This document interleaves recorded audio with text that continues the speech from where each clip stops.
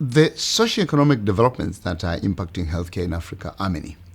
And we have seen, of course, if you look at access to health services, which is critical, and that is really the vision for the healthcare sector for us as an organization, we have seen increased access to health services generally. Whereas Africa still retains the least percentage of population members receiving adequate health services, we've seen that number grow.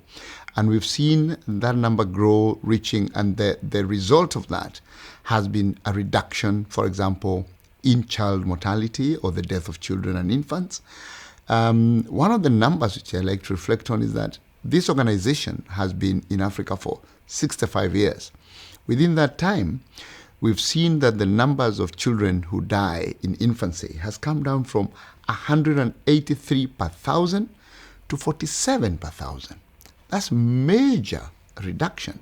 And the result of that is, of course, increasing access to water and sanitation, because public health is critical in child survival. Secondly, is access to medical science. Vaccination has improved through access, but government improvement, civil society work by people like ourselves. We've also seen access to other services like family planning, sexual reproductive health and rights. But one of the critical developments that we've seen that's impacting healthcare is actually education of women, reduction of female genital mutilation, reduction of early child marriage, allowing women, girls, to go through life, to go through education, to become women, to decide the size of their families and how their families grow and how their families develop.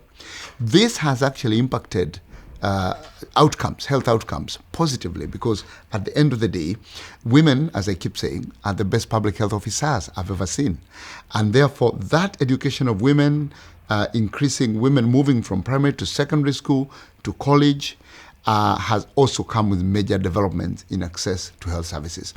And all this is supplemented by, of course, by having more health workers, and these health workers have increased access. But the last one I'd like to talk about is technology. Now, technology access. In Africa, we have huge access to mobile telephony.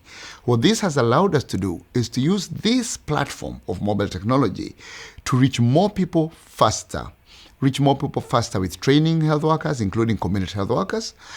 Reach more people with information, pregnant women to know when to go for antenatal care, when to take their children for vaccination, and also allowing us to reach people we can't reach physically through telemedicine. All these things collectively are making healthcare delivery in Africa much more purposeful and much more visionary and much better outcomes.